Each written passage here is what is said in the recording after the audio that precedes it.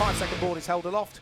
It is a 30-minute race, our first race for these. Pit stop window in the middle 10 minutes of the race. And it's a great start from John Cutmore from pole position. David Watson was a little bit slow away and has already been gobbled up by the fast-starting Tim Davies as they head round through turn 1 for the first time. John Cutmore leads the way. David Watson now, after his poorer start, trying to fight back and round the outside of Tim Davies, but I don't think he's quite going to make it stick, or is he, as they head up towards Church? Yes, he has. It's back to being a Spire 1-2, and despite the good start, Tim Davies is down into 4th place because Tim Davis has also picked him off. So confusing having a Tim Davis and a Tim Davies at the sharp end of the grid. So it's a Spire 1-2. The man from Orpington, though, sitting there in 3rd position. We've seen Tim Davis racing lots of TVR Tuscans over the years, but he's largely concentrated the last few years on racing this very quick Boss Racing powered Caterham. And these cars, Chris, around here, you could argue it's the ideal Caterham circuit because it's tight and twisty. There's not many long straights, and these cars are epically quick around this track. Lots of slidey ways there from Tim Davies. Yes, it is very confusing having Tim Davis and Tim Davies very close together on pace. The only real, well, the first differentiating factor is one of them is not a Boss Racing car, which Tim Davis is. And yet again, it's familiar names up front. Cotmore leads Watson, leads Davis. The Boss Racing stable always have a very strong representation at every race that we go to in the Classic Sports Car Club, and they've got quite a few cars here, Tim Davis being the lead one of those. But the Spires again are looking very, very strong, although saying that, Tim Davis, good exit out of the banking very quickly there under braking for Dave Watson, especially if he's going to go onto the quick dry powder, and that's surrendered 2nd position to Tim Davis in the number 80 car. There's a John Cutmore just going out of the shot for those watching on the stream. Yeah, the Spire car developed by Paul Nightingale. Oh no, there's a spin! Oh, the commentary curse is strong in me today. I'm going to be kicked out in a minute. Yeah, it's poor old John Cutmore that's had the rotation. So Tim Davis now is up into the lead of the race, and he rather effortlessly managed to take the place away from what was David Watson. Elementary, wasn't it, rather, you could argue, for Tim Davis. I wasn't going to go there. Yeah, do you not? Right, I just managed to squeeze that one in. Richard Carter's busy fighting away, isn't he, at the moment as well? He's got the number 3 car behind him, Jeremy Adams, so they've had a change since they came over the start-finish lines. That's been a change for what would have been 6th and 7th, but now ultimately might become 5th and 6th as a result of those problems for John Cutmore, who did get going again, so thankfully it was just a spin for him. He's been able to fire the engine up, and he's going to have to work his way well and truly through the order. Is he? I think he's actually below us. I can hear something revving under our commentary. So the Spire may well be an X-Spire. Yeah, again, that's the other one I wasn't going to do. Right. I'll leave those ones to you. Okay. But yeah, again, we even though they're all kind of Caterham based, or vast majority of these cars are Caterham chassis, the racing still is categorized into power to weight ratios. So as we continue to look at the 80 of Tim Davis, fending off the advances, or trying to fend off the advances of the now sole front-running Spire, David Watson. That car is all over the place. It's really kind of struggling to keep that one in a straight line, but when it is going in a straight line, it's still going very, very well. Both of them highly, highly experienced in this category of racing. Again, pretty much everywhere the club goes, you will generally find at least one of those Spires, and Tim Davies is almost always in the Boss stable. Yeah, absolutely. Tim has done a lot of winning over the years, but the Spires have always been there and have picked up wins along the way, several of them at that.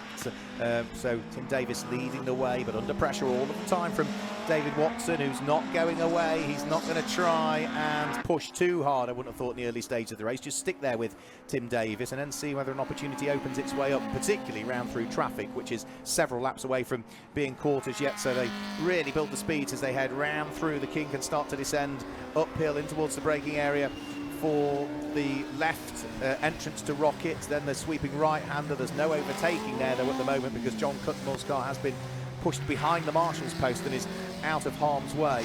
It was such an unusual mistake in the early stages from John Cutmore. Just make me wonder whether something happened. Was there a sort of a lock-up in the gearbox or something that happened? Because it'd be unusual if it was a spin that you couldn't find the engine and get going again. Well, indeed.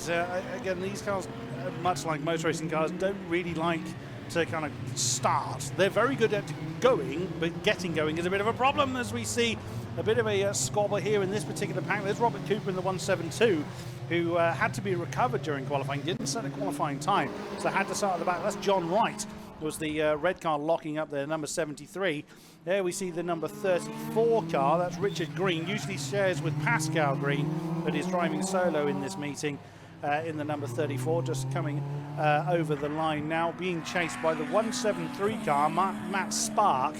Again, he's been in the club a couple of years, gone through a few caterhams in his time. So as we tend to find that, you know, people start with the smaller ones, maybe the academies, and move up to the bigger engines, the bigger horsepowers, like the 2.3 litre car in Tim Davis that is fending off the Spire at the moment.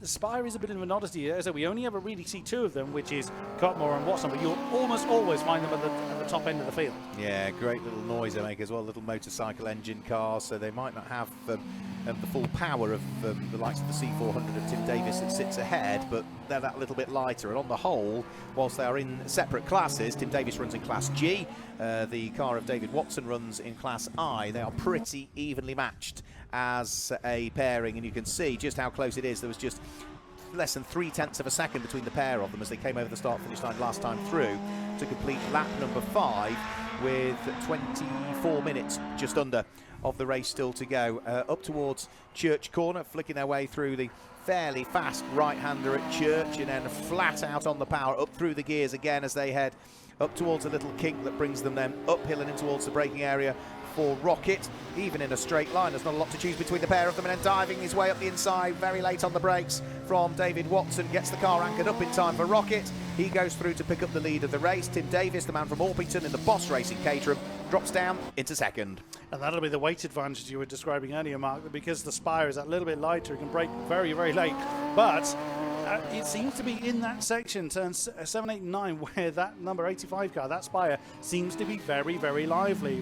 Whatever reason, Dave Watson is having to really wrestle that car through that section, but on the generally on the lower part, so to speak, so at the beginning part of the lap, it does seem to be fairly more settled. So in the twisty parts where you would think these cars would absolutely excel, it seems Dave Watson is having to really work hard to keep Tim Davis behind.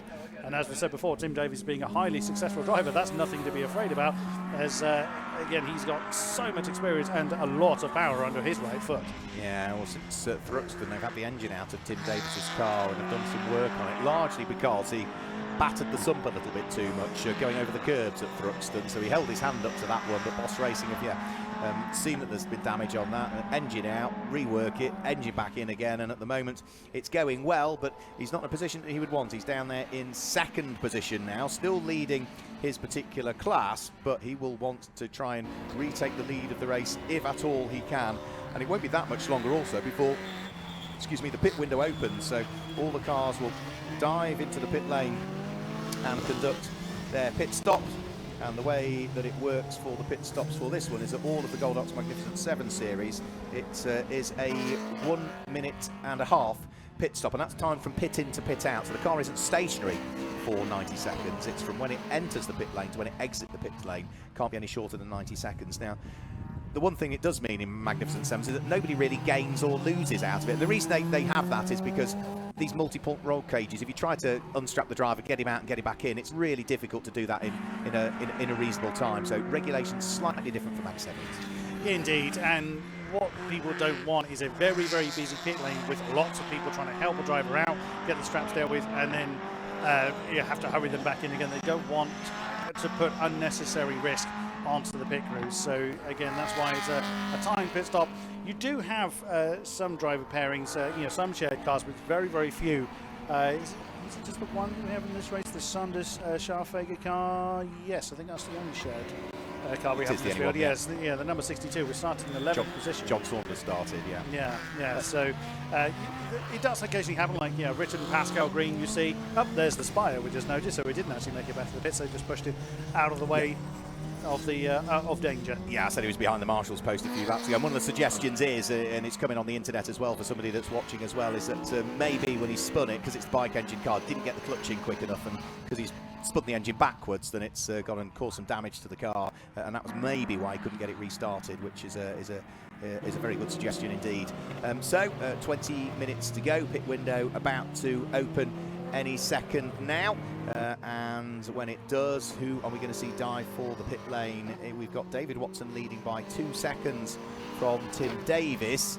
Tim Davis is just heading up towards Rocket now. Our race leader, David Watson, has got traffic to deal with as he dives at the inside of the R400 in the hands of Tim Ralph, the light blue and day-glow orange car, staying out of harm's way. The rest of the field all diving their way down through the corkscrew at the moment. Good fight going on between Malcolm Ash, who I think is destined for the pit lane this time through. So number 21, Malcolm Ash, into the pit lane.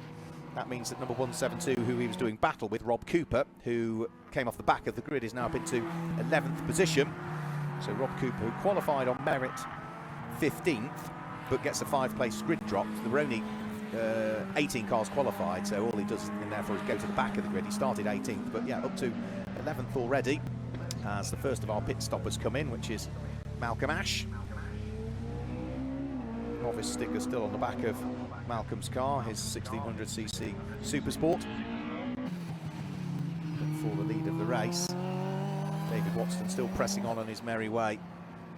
Out of the final corner comes number 32, which is David Holroyd. Remember, his son Charles is in the race. David is running in 6th position. He's just lost 6th on that lap, actually, as the yellow car of Jeremy Adams went through. So place gain for the number 3 car, heading up towards the banking of Jeremy Adams. David Holroyd at the wheel of his number 32 car, long-time Caterham racer, the CSR, loses a place. His son Charles is down in 8th at the moment, so Holroyd Senior 6th, Holroyd Junior in 8th place, and in the pit lane, I think he's just dived for the pit lane, Charles, on that lap. We've not had that many cars into the pit lane. We've only had Malcolm Ash and Charles Holroyd so far. In fact, Malcolm Ash, I'm trying to think back, I'm sure Malcolm Ash came out of the Caterham Academy. I'm sure he was an academy driver over the years. So the race leader continues around, still in the lead. David Holroyd still looking to see whether he can get back onto the coattails of Jeremy Adams, the yellow car that he lost the place to a lap or so ago. Those two are just coming down through the corkscrew currently. And now it's a slightly shorter pit stop window because it's a 30-minute race. It's not a 15-minute window, it's just a 10-minute window. I think one more taker for the pits that time through is going to be the driver representative for the Gold Arts Magnificent 7 Series, which is Peter French. Into the pit lane has come Tim Davis as well, so Tim Davis in the Boss Racing Caterham is in. Adjustment to tyre pressures being done by the Boss Racing crew. Tim offered a quick drink as well as to whether he wanted to get a bit of refreshment. I think he'd either taken the drink or batted away the suggestion that he needs to take some fluids on board. You just need to wait for that 90 seconds to tick down in reality. And remember, it's not stationary for 90 seconds, it's 90 seconds pit in to pit out. More cars dive for the pit lane as well, which looks like Richard Green came in on that occasion. And who was the other car that came in on that occasion? Matt Spark, I think, also came into the pit lane. So more pit stops being ticked off. John Wright comes into the pit lane this time through at the wheel of the number 73 car. So we're slowly cycling our way through all of the pit stops, and there's still the best part of 6.5 minutes plus a little bit of change for everybody to conduct their pit stops. Tim Davis is heading back down pit road, so pit stop completed for erstwhile race leader. He will feed out at least now a lap adrift of those that haven't pitted as yet, which do still include David Watson, our race leader. Into the pit lane, as we can see, is car number 173, which is Matt Spark, just waiting patiently behind the wheel of it.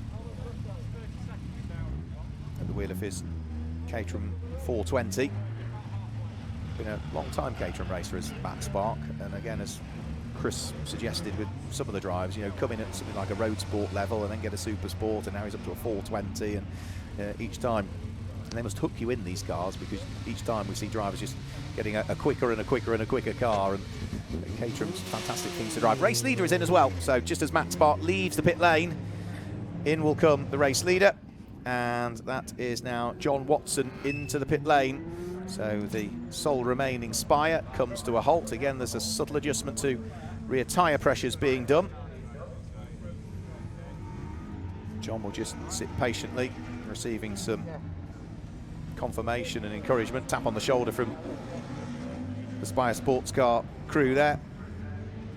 And once that 90 seconds have ticked away. It won't quite be 90 seconds because they'll roughly work out how long it takes to drive from pit entry to pit exit at the speed limit, and then what you do is you take that off the 90 seconds and then that leaves a bit of leeway for deceleration and acceleration, and therefore when you get to pit lane out you're probably about 91, 92 seconds. Anything less is not good. If you are less than 90 seconds pit in to pit out, rather draconian penalties come into place. Usually a stop-go penalty for the amount of time that you were short on your stop. So, you know, if you're a second short, you have to come back into the pit lane at the pit lane speed limit, then stop for a second, then get going again. So it loses you a lot more than just the 1 second. You have all of that deceleration from race speed down to pit lane speed and acceleration back up again. So it's not worth doing. Make sure you're a second the right side of the pit stop is the way to do it. So with David Watson in the pit lane, where is the spy going to feed out relative to Tim Davis? Tim Davis is just coming down through the corkscrew now. Out of the pit lane goes our race leader. So David Watson will maintain the lead of the race. Tim Davis carves his way decisively past Rob Cooper's metallic red Caterham. Rob, another driver that's been racing Caterhams for a very good number of years in things like the BRSCC Road Sports and Supersport series, did Rob Cooper. But for Tim Davis, he's going to want to try and crack on with this one. Squabble that we are looking at now is just about to be threading its way through to the final corner. And there's a spin, actually. We've just had a spin on circuit, and that is Tim Davies that has had a spin and I'm afraid stalled the car. That is down at the corkscrew where he's gone off in an unusual place. I think it's the entrance to the corkscrew where he's made the mistake, and the car has skidded to the side of the track as you head into the final right-hand element of the corkscrew. So the rear wheels of the car are right on the white line. The nose of the car is, what, a third of the way across the track, and I think a bit of heat soak is meaning that he's struggling to get that car fired up at the moment, whilst in the pit lane we've got more pit stoppers. Jeremy Adams is in at the wheel of the number 3 machine. Also in comes 62, which is John Saunders, about to give way to Patrick Scharfegger. Patrick, who we've seen racing not just many Caterhams over the years, first appeared in Caterhams in Patrick Scharfegger, but has been racing things like Citroën C1s more recently as Patrick.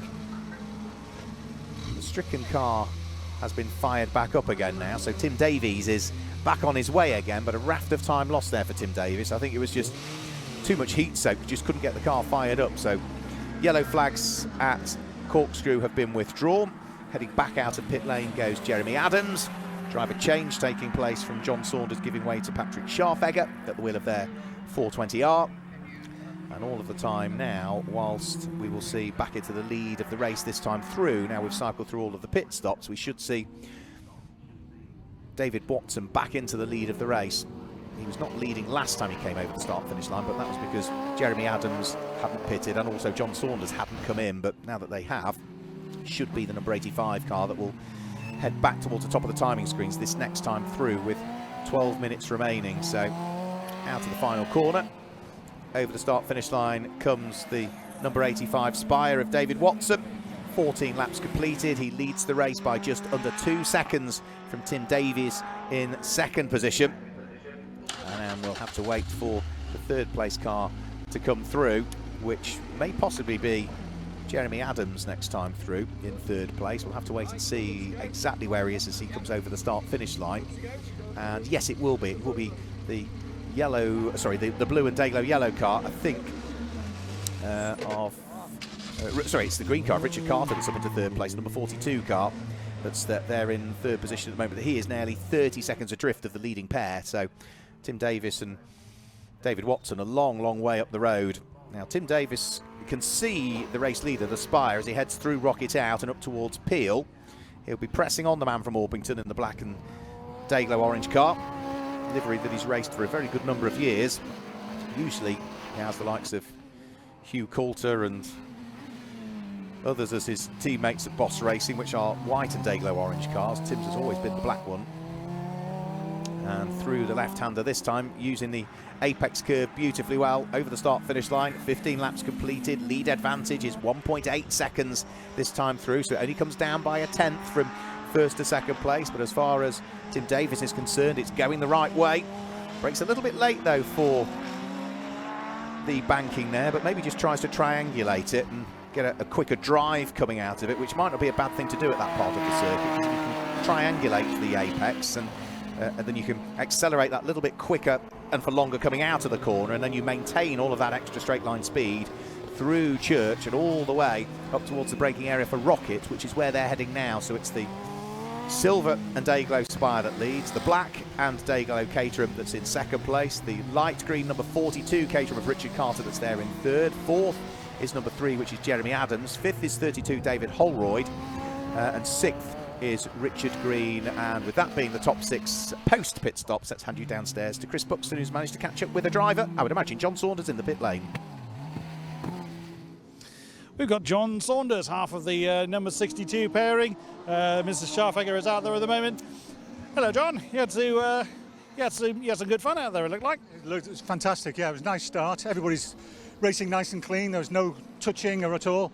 Quite a chaotic start, as is usual with Caterhams. But it was all very well behaved. And then, it settled down to a bit of a race, and I was chasing someone. Managed to get him on the long straight.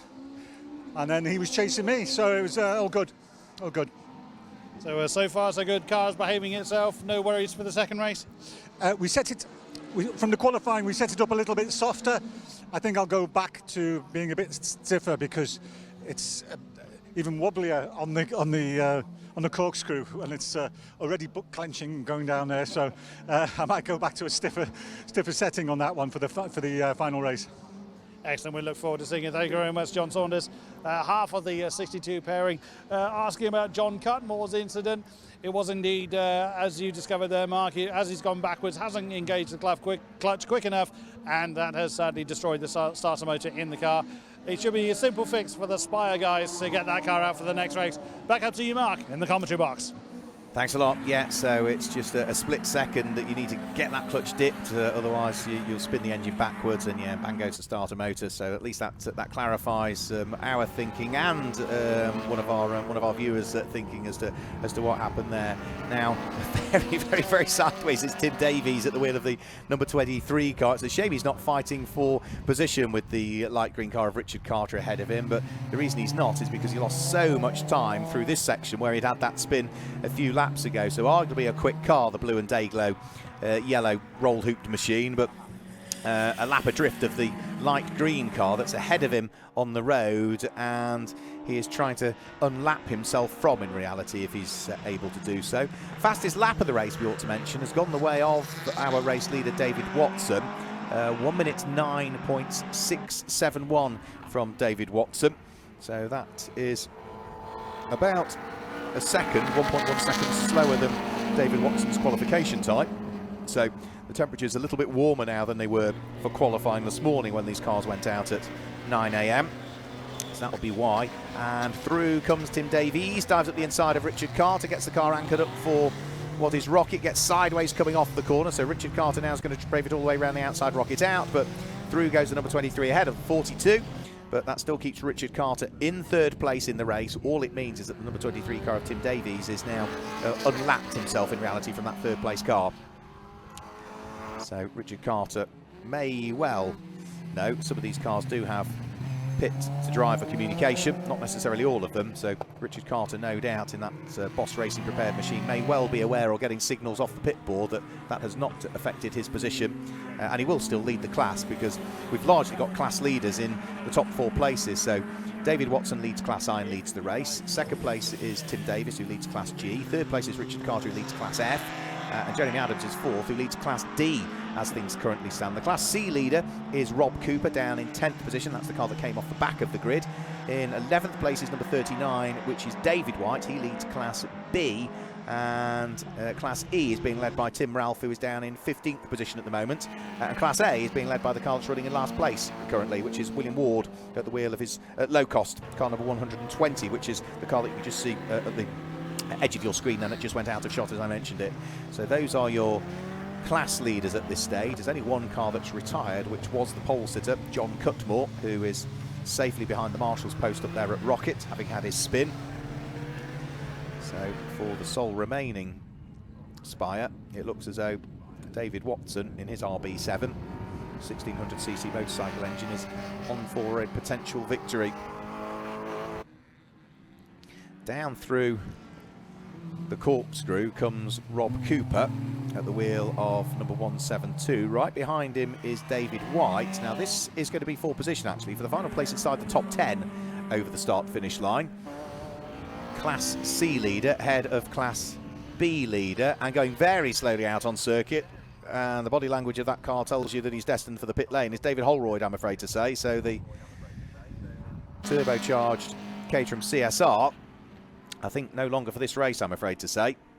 So that would potentially now mean that this fight that we're looking at, that would be for 10th and 11th between Rob Cooper's metallic red car, number 172, and David White that sits behind, it would no longer be for 10th and 11th, it would now be for 9th and 10th, as and when we get David Holroyd into the pits, which I think is just a matter of moments away, really. The speed the car was going doesn't suggest that he's going to be continuing for too much longer. So those two cars heading through Rocket. Remember the number 172 car, the metallic red car with its black nose cone and black wheel arches. Rob Cooper has come off the tail end of the field. He was the only entrant in Class C, so he was always going to be destined for class victory as long as he took the checkered flag. But either way, what he would want to do is what he's done, which is carve his way up through the order. But he's still under pressure from the grey car with its green rollover hoop that sits behind David White. So the two of them back over the start-finish line again. Less than 4 minutes to go. They have now just completed what will be their 19th lap of the race. The race leader has completed 20, so they're both off the lead lap. Rob Cooper runs a little bit wide through turn one, though. Bounces over the exit curb. Doesn't really hamper his progress, but David White is back onto his coattails again. And as the two of them now press on up towards what will be Church Corner in a straight line, you would have thought that Rob Cooper's Class C car should be able to pull away, and that's exactly what you can see there, because the Class C car has between 141 and 152 brake horsepower, that being Rob Cooper's car.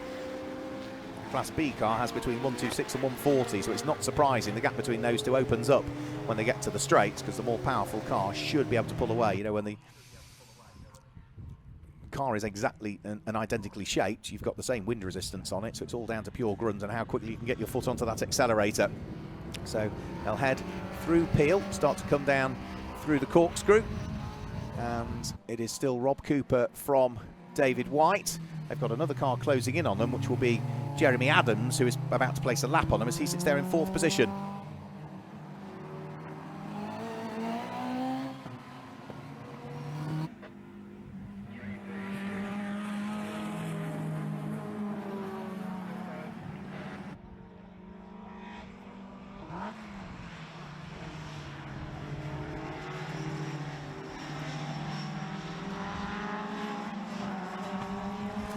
So over the start-finish line have gone some of the battles. Our race leader is just pressing on up towards Church at the moment. He's going to be up with that fight that I'm talking about between Rob Cooper and co in a few moments' time. So as they head round through and up towards the braking area for Rocket, we've got the race leader trying to lap Jeremy Adams, whilst Jeremy Adams is trying to lap both Rob Cooper and David White. So 4 cars together, but only a couple of them on the same lap. And as they then descend downhill, Jeremy Adams nips up the inside of Rob Cooper's car. David Watson picks off David White's car. Then he's got to pick off the metallic red machine and manages to do that just as they approach the final corner. So for David Watson now, the yellow car ahead of him on the road is 4th place. So if he can get past Jeremy Adams, that then means it's only the top 3 that remain on the same lap as we enter what will be the final 90 seconds now of this race. So up towards the braking area for the banking goes Tim Davis in 2nd position. The gap has come down a little bit. Last time through, the gap came down by 1.5 seconds between 1st and 2nd place. That was largely because of where David Watson met the traffic, whereas for Tim Davis, he's meeting the traffic in the perfect possible places. He should be able to carve his way through and past the yellow machine of Jeremy Adams as well as they head up in towards the braking area for Rocket. So in towards Rocket now goes race leader, and I think the gap will have come down again now. So they'll turn their way through Rocket out and pick their way for what should be the penultimate time, I think, through Peel and down in towards the corkscrew.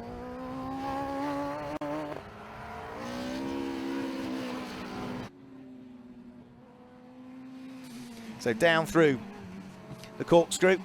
Now, are they going to squeeze another lap out? Yes, they will. Should be about 12 seconds to go when he comes over the start-finish line, as he does now. 11 seconds to go as he crossed the start-finish line. So Tim Davis is 2.6 seconds behind, which is an enormous amount to do.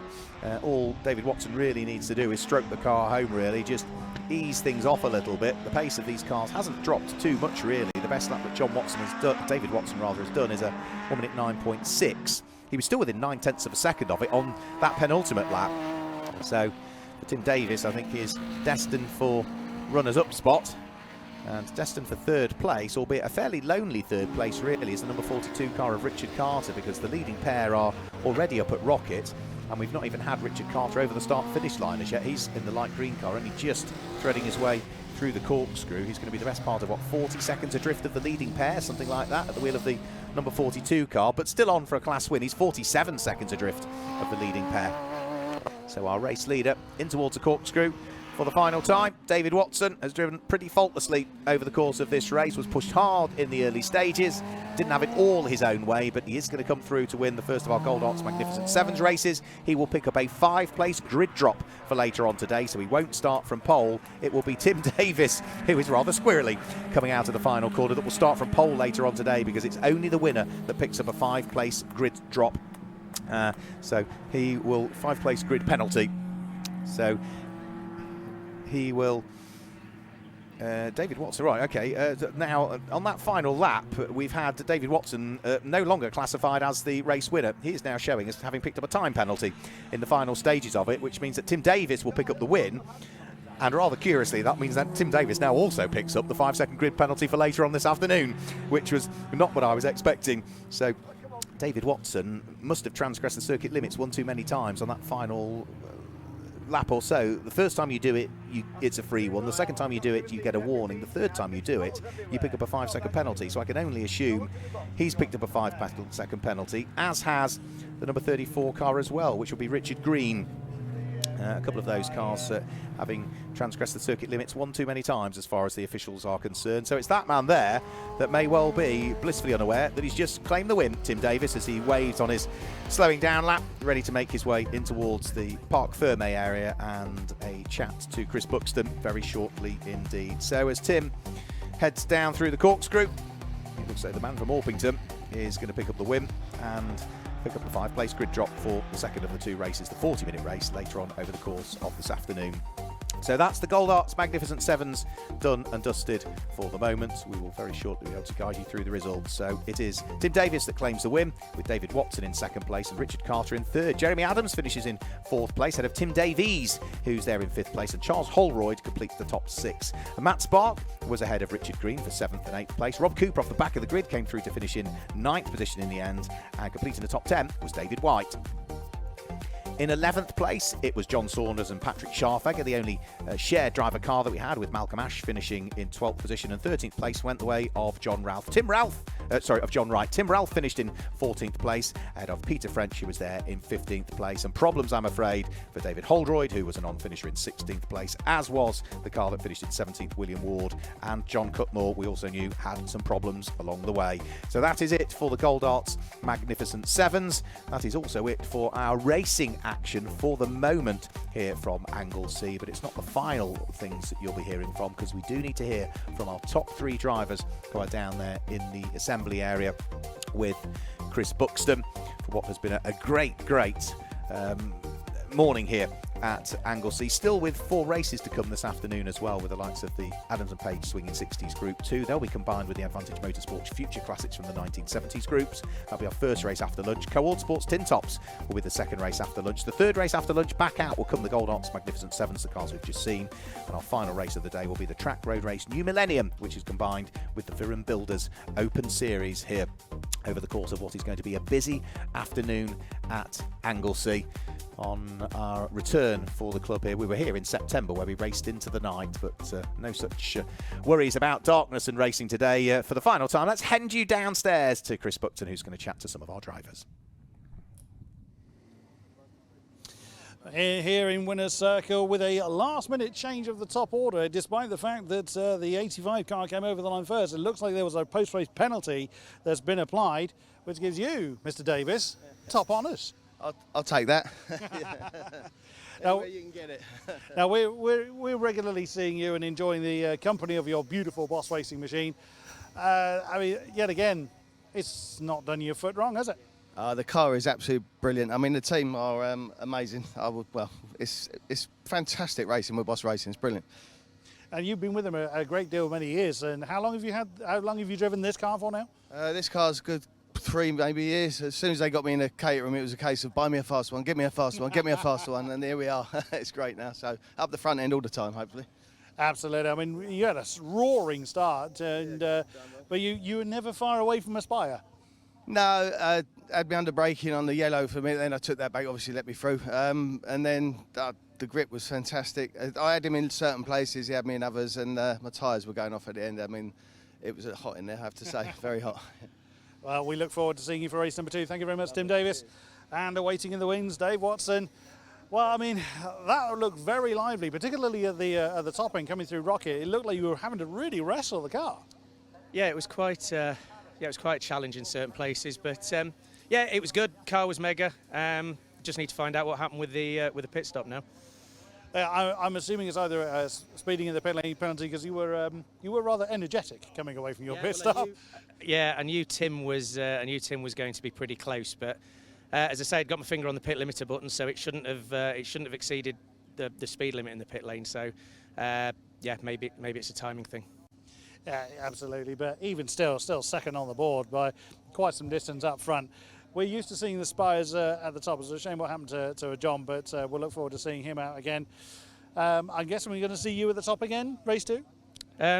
We'll just have to see what happens. Tim's quick, but hopefully he's got a few place grid penalty now. So yeah, we'll see what happens.